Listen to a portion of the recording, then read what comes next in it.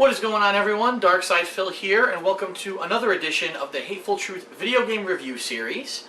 And today you're going to get maximum truth, minimum video editing, about a game that is highly anticipated. I've actually been looking forward to this game ever since it was announced at E3 2010. I was super hyped for it. Everyone's been following along this game for quite some time. And it is the rejuvenation, almost like the rebooting of a series of games from back in the 1990s, even through the mid-2000s, that was very popular at the time. And then all of a sudden, there's been this long hiatus where the game kind of like went into seclusion, and people didn't really know what happened, if the series was over or what. Mostly, I think it really happened because at the end of this series of games, you know, when you get to the third, the fourth, the fifth iteration of a game, it starts to get diluted, watered down. It's definitely not rated as highly anymore, especially when it's the same kind of gameplay, or if the story gets so ridiculously convoluted, which in the case of this particular line of games is exactly what happened. But this is a welcome return to this style of gameplay, a welcome return of this series. And of course, I am talking about Twisted Metal for the PlayStation 3. It is a PlayStation 3 exclusive. You cannot get it for any other console or for the PC. And the first major real exclusive of 2012 when you really think about it. And so, let's talk a little bit about it. We're going to obviously talk about the things I like about it, the things I don't like about it, what kind of person I think would like this game, and then I'm going to give it the review score that I feel it deserves. One important thing that it is noteworthy, is if you bought this game, the limited edition, which is basically the version of the game that you reserved, or I believe it's like the first wave of this game, whatever, the first printing, you actually get a code to get the full edition of Twisted Metal Black completely for free. Now, Twisted Metal Black was the last iteration of Twisted Metal. And so you're basically getting two games for the price of one. Of course, yes, Twisted Metal Black is old and dated, but it's still nice to be able to get a cool free game like that. And so Twisted Metal, for those who have never played the series at all, is a crazy, just off-the-wall, zany, hardcore, adult-themed, definitely, gore-inducing fuckfest. Let's put it that way. How else do you describe Twisted Metal? Basically, there is a wide variety of vehicles, mostly cars, but there are a few exceptions with like a helicopter and a tank that are also in the game. And you get to choose, you know, what kind of vehicle you want to drive, and then you go into a series of different kinds of matches. Maybe it's a death match where your goal is to drive around collecting missiles, special weapons, power-ups, and just destroy the opposition, blow the hell out of them in these really wide-scale, interesting maps, which have lots of hidden areas and jumps and things that you can do. Each vehicle is completely unique, meaning they all have special abilities that really make them stand out. Maybe you want a fast car that really doesn't have a lot of armor but has some really cool weapons. Maybe you want a heavy armor car like a pickup truck or something like that, but it's slower and it has some pretty decent weapons, but it has a lot more health. So you can really change the gameplay drastically of Twisted Metal depending on what vehicle you pick and what loadouts you pick. And at the core, what Twisted Metal really is just zany, but still adult-themed, gory fun. It has a dark overtone to it of these crazy, insane maniacs who just want to drive around in gangs and destroy other people, just murder people left and right, willy-nilly. And that's really what the core of it, what Twisted Metal is about, is murdering the opposition, which is pretty hardcore. And in 1995, when this game came out, there was, wow, there was uproar, I can't believe that people are doing this. Now, it's a lot more commonplace. You see a lot more of these adult-themed games where, you know, it's not that big of a deal that the whole goal of the game is to run around slaughtering people or slaughtering the opposing team, so to speak. So let's talk a little bit about Twisted Metal, the different game modes and such. First of all, you have a single-player mode that features 3 specific storylines of 3 different characters. One is the clown Sweet Tooth, who is a homicidal maniac who actually murders his own family. One is the quest of Mr. Grimm, who is a gang leader whose father was died in a stunt accident as a child, and so it is his life's ambition to basically take whatever he wants because he's so upset that his father died, he kind of lost his mind. And then the story of Dollface, who is a former supermodel who was injured in a car accident, became slightly disfigured, and then it made it her goal to basically find a way to get to the top of the modeling world, whether it was through legit means or by slaughtering everyone else in the modeling world as well. So 3 pretty crazy personalities. And what the story mode really focuses around is this character called Calypso, who is kind of an enigmatic character. He's kind of like a Donald Trump almost, where he's the head of this big empire, this big industry, and he's really rich, and he has this tournament that he throws supposedly every year called Twisted Metal, where all these crazy murderers and gang members come to fight each other, and the person who actually survives Twisted Metal and wins the tournament will actually receive a wish granted from Calypso, because Calypso is really a supernatural kind of a guy. He has these amazing abilities to grant any wish. So every one of these 3 interesting characters has their own particular pretty crazy wishes, some of which are a lot better than others. For example, going back in time to prevent your father's death, or in another case, finding the one victim of yours that ever escaped you and slaughtering her. So pretty crazy different desires and dreams that these 3 characters want to get by winning the tournament and getting a wish granted from Calypso. Excuse me. What the story mode boils down to are 6 individual missions per character, all of which play differently. Some of them may just be okay, you're on a map with 10 other dudes, kill them all in a death match. One of them might be, it's a race, and so you have to pick a fast car, and you have to try to beat the race, or be the first one to the end of the race, while still battling everyone during the course of this race, and hitting many checkpoints along the way. Keep in mind, don't miss too many checkpoints, or your car might get blown up by dynamite. And then thrown in there, for variety's sake, are some difficult but still pretty interesting boss battles. For each character, you'll actually face one of the other 3 primary characters in a boss battle. So for example, Sweet Tooth's boss battle is against the Brothers Grimm, who are 2 gang members who are part of Mr. Grimm's gang, who are driving giant monster trucks. Mr. Grimm's boss is Dollface, but she's in a gigantic robot baby doll, basically. And then there's a insane finale. The final boss fight is really just a multi-level boss fight at this carnival of horrors that Sweet Tooth's gang has created. So, a lot of interesting variety to the gameplay. You won't ever have 2 missions where you're pretty much doing identical things, and you do go through the variety of stages in the game, which range from the middle of the desert to the rooftops of buildings in LA to a actually suburban area to New York City, like downtown New York. So there are a wide variety of stages and different locales and things like that in the game that are all pretty interesting. And so, what really your goal is to complete 3 missions, you get a cutscene, complete 3 more missions, you get a cutscene, then you go to the next character, complete 3 missions, you get a cutscene, complete 3 missions, you get a cutscene. Okay? That's the gist of it. And as you go through the story mode, you will unlock certain things in the story mode. So for example, you may unlock a new car you can use in a different story mode stage.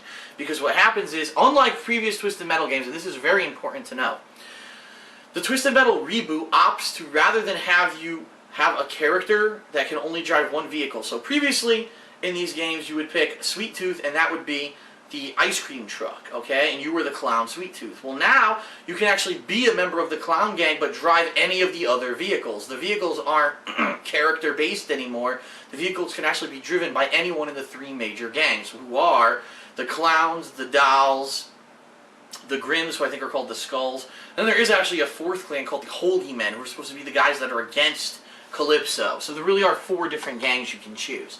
So during the story mode, for each stage you get to actually pick what car you want to use, and it can drastically change your outcomes. For example, in some of the race stages, I found that these smaller, lighter, faster cars definitely aided you in the race stages, as opposed to if you picked a bigger car, it was almost impossible to keep up with the opposition, and therefore you would need to go to a smaller, faster car in order to beat those race stages.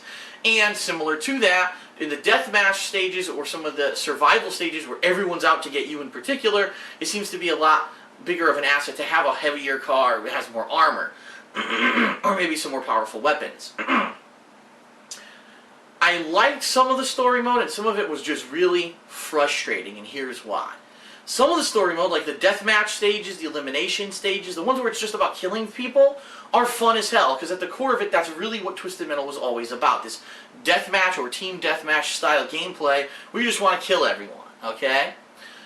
But there are certain stages that are just frustrating as hell. For example, any of the race stages have nothing to do with Twisted Metal gameplay. Twisted Metal is not about racing from point A to point B and being the first one there. Twisted Metal is not a race. It is a death match. That's what it's always been. And so these races sometimes are really annoying because you have to completely change up your style of gameplay, and the computer actually cheats. So here, let me explain. If the goal of the race is to win the race, because when you get to the end, if you're first place, everyone else blows up because they all have bombs rigged to their cars.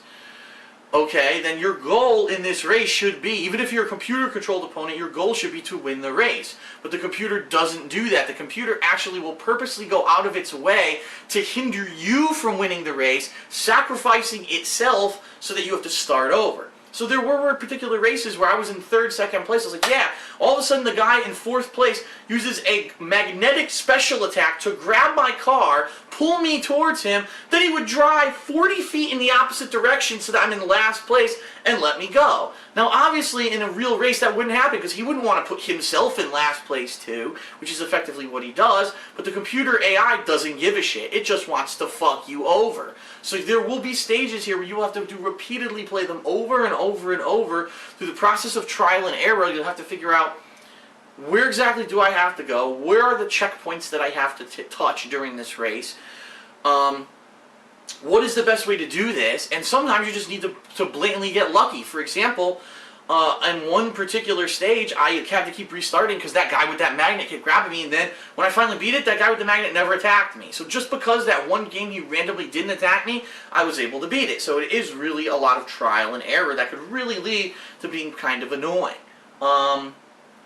Also, there are stages during the story mode that you just simply can't beat without playing them repeatedly. The last race stage, which is the last stage before the final boss fight, has it's like 20 checkpoints, none of which you can see on the map until you reach the checkpoint before it. And this includes going through the city, going down highways, doing amazing, crazy jumps through obstacles, jumps from building to building that if you miss one jump, you have to start the race over. There's no way that you're going to catch up because the people behind you aren't fucking up. And that's pretty crazy. The computer seems to always know where these checkpoints are going to be, while you, since you're a human, you don't know where they are. And you have to actively start time looking around on the map for them and seeing, gee, how do I do this jump? How do I do that jump to get from one to the next? So I had to replay that stage probably about 10 times, if not more, until I finally didn't get screwed over by the AI trying to attack me and drive me in the wrong direction. Finally figured out where all of the checkpoints were, and then finally made every single crazy jump perfectly so that I was in first place when I finally beat the race, and I was able to beat it. So there are some really frustrating things about the story mode that will challenge you, but will also annoy you. And that's the difference. There's a difference between challenge and annoyance. Challenge, okay, if I need to replay this 20 times to figure out where the checkpoints are, I understand that, but then having the AI screw you over randomly at some times just because it can, that's fucking annoying, and I think that's something they definitely could have improved upon. But I think where the story shines is introducing you to some of the varieties of the gameplay, such as the death match and such, and introducing you to the locales of the game, which is also neat. And the cutscenes are really good. They're done in like a B-movie-esque grindhouse style cutscenes with real actors acting out the roles of these three main characters, and they're pretty gruesome backstories and how they got to where they are and what their goals are, so that when they finally do win Twisted Metal, they get a wish from Deathface. They get a wish from Calypso. Why did I say Deathface? I got Project 7 on the brain. So, I really like the stories, and of course, if you've never played a Twisted Metal game before, this would be a spoiler, but it pretty much is a running theme in all the Twisted Metal games. Whatever it is that you wish for from Calypso, you're probably not going to have a happy ending. So, yes, everyone gets what they want, and everyone has a pretty shitty, depressing ending, but I did like the fact that there were some neat extra things during the credits and after the credits of the game that kind of lead on and let you think, wow, there will probably be another Twisted Metal game with this storyline that they've created. There's also a challenge mode where you can just basically set up any map with certain kinds of gameplay, such as everyone's out to kill you, or elimination style, or just survival mode, see how long you can survive with an infinite number of enemies coming after you. And by doing those challenges, you can sometimes unlock things as well. But really, who wants to do a single-player challenge against the computer? It's really not that interesting. Where this game really shines is the multiplayer. And everyone, I think, kind of knew, okay, I'm going to plop down my $60 for Twisted Metal. I'm going to probably spend maybe a couple hours on the single player. And that is true. The single player campaign is about 5 hours long. But you're going to spend the majority of your time online destroying people over the internet. And so let's talk a little bit about the online play. Let's unfortunately talk a little bit about the woes and problems that Twisted Metal has been having over the past 3 days since it's been released, at least in the United States, that people have been trying to play this game. And then we're going to actually talk a little bit more about the head developer's reaction and such. So, Twisted Metal Online. Several different game modes. You've got your free-for-all game modes, such as Deathmatch, Last Man Standing, where you only get like one life, and so you have to be the last guy to survive everyone. There's one or two other kinds. I think one of them is called Hunted. There's one or two other single-player, or not single-player, but free-for-all modes. Then there's team-based modes, like Team Deathmatch, Team Hunted, and so on and so forth. Then there's a nuke mode, which is kind of similar to Capture the Flag, but not really.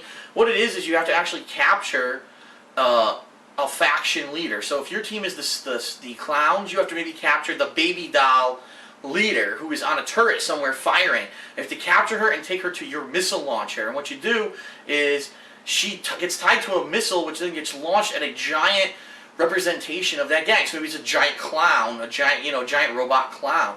And the missile, you have to guide the missile to hit the clown, and once 3 missiles hit it, that's it, your team wins. And so you go back and forth on offense and defense, trying to do this during different waves to see if one side can win. And this is really where the game shines, because you get to see the full expanse of a lot of the stages. And the stages, by the way, some of them are absolutely humongous. I mean, there's a theme park that has a knight's castle, a haunted house, all kinds of rides on the outside, Magic Mountain, just like 20 or 30 different things inside of this theme park that are pretty crazy. So they really put a lot of time into the development of these stages. They're really ingenious. Some of them actually have, ingenious is what I meant to say. They're really ingenious. Some of them actually have traps and things you have to avoid while you're playing. So it really is fun, and it adds to a lot of the variety of the game. And I'm going to be honest with everyone, the online play is where Twisted Metal shines. It always has been. You got to play this game multiplayer, whether you're playing against your friends, or once the games finally went online, playing online against people. This is where Twisted Metal shines. Just going on there, jumping on, blowing the living shit out of people. Over time, you actually gain experience points based off of your performance in a match, which lets you unlock things such as better vehicles for online play, better sidearms. So instead of just having a regular machine gun, maybe you have a shotgun, or maybe you have something else that is better in certain situations. You can unlock custom paint jobs and things like that. So there's a lot of things to go back to in Twisted Metal, similar to how they've done it in Modern Warfare and such, where you go online and you unlock better weapons and things the more you play online. And let me tell you, when you are in a match playing this game, it's fun as hell. Now, the number one complaint that I think everyone's giving to Twisted Metal is the controls take a while to get used to, because Twisted Metal is not an easy mode game. Let me put it that way. Every single vehicle has unique things about the controls that you need to learn. They have special abilities that maybe need a special control scheme. Every button does something, whether it's drive, brake, fire a landmine, fire a paralyzing laser, put up a shield, fire your primary weapon, fire your special weapon, go through your loadout of weapons like missiles and homing missiles and things like that. There's just 100 different things to do with the controls here. And at first it could be daunting for someone who, first of all, has never played a Twisted Metal game and experienced this, but just for the common gamer who says, man, I just wanted to jump in and play, but really I've played 3 matches and I still don't understand how to control it. So that is one major complaint that people are having with the game. Personally, for me, I am not having any problems because I played the original Twisted Metal games. I'm used to this. But in this day and age, a lot of people like simplified control schemes. And by the way, there are 3 different control schemes. From what I've seen, the other control schemes, the optional ones that aren't the default, may actually be a little bit easier and geared more towards what people are used to playing. I just think that a lot of people are so used to, oh, I should just be playing with the default control scheme, that they're not trying out the other ones. But that being said, every moment that you're in a match of Twisted Metal online blowing people up, it is fun as hell. It is so much fun. It's a return back to the classic gameplay roots of the Twisted Metal series. The fact that you can switch vehicles on the fly, Like once you die, you can pick another vehicle right away for when you respawn. That's really neat.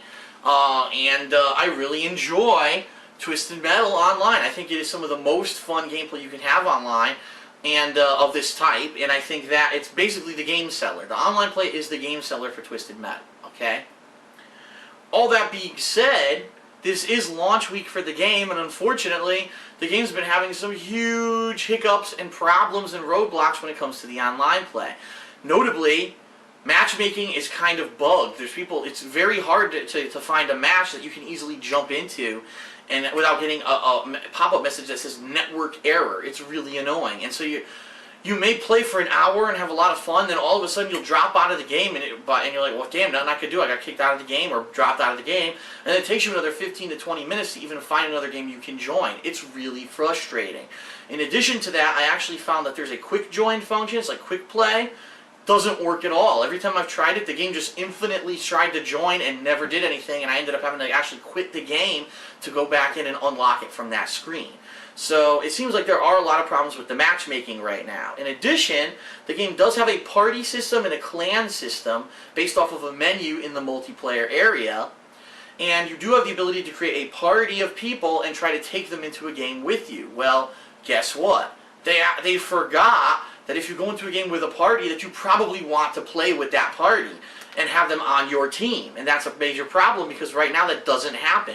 If you take a party of people into a game, the game will balance the game based off of the skill level of the people in your party, which I guess is more fair, but it's not fun if you're with someone who doesn't have as high a ranking as you and you want to play together. I had persons in my party who I wanted to play with, and we kept getting put on opposing teams, which was very frustrating. The whole idea was we wanted to go online and team up and play together, and we couldn't do it. And there is no way to do it right now. I mean, they just didn't think of it, and I know for a fact that they didn't think of it because David Jaffe made a video where he discussed it and said, yeah, we just put it based off of ranking and skill level, not off of your party system, so that's our fault that we didn't realize that people would want that. In addition, David Jaffe has gone on the record several times this week through social media, whether it was Twitter, whether it was videos he put up on YouTube, basically apologizing out of his ass. He is the head developer of this game, by the way, saying, I don't know what's wrong. It seems to me like it's got to be something on the Sony server side. I can't understand why so many people are having problems taking so long to find a match when it really should take 5 seconds. You should be able to refresh the list. Oh, there's a match with an open spot. You should be able to jump right in, and right now you can't do that.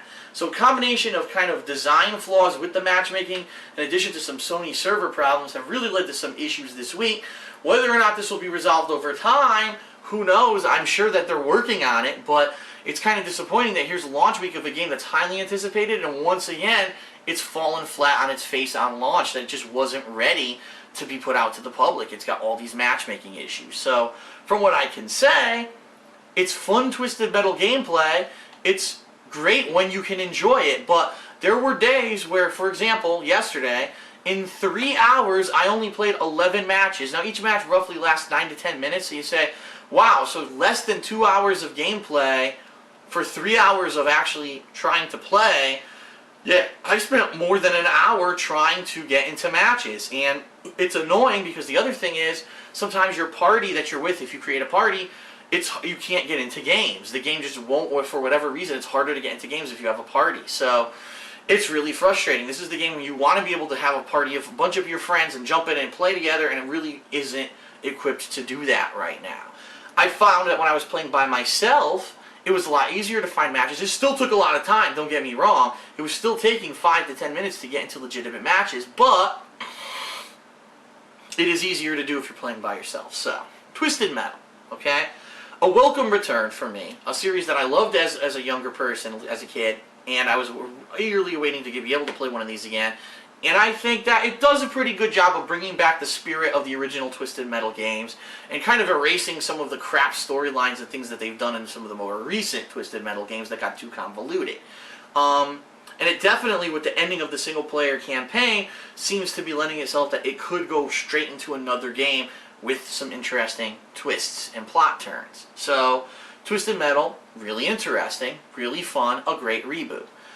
But that being said, there are still some annoyances, like, for example, the ridiculous racing stages and difficulty of the AI in the single-player campaign, the fact that some things were just startlingly left out of the multiplayer. I mean, how do you not have a matchmaking system that allows you to play with your friends? It puts them on opposite teams. It's kind of weird. In this day and age, they didn't think of that. You know what I mean?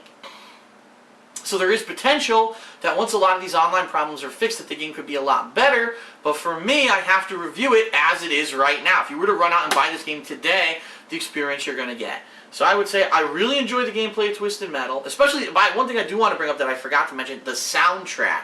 This game features classic metal themes such as heavy metal is in the game. Some Rob Zombie and White Zombie songs are in the game. Freaking NWA has rap songs in the game. It's like every song that you could think would really fit a cool racing hardcore game where people just get fucked up.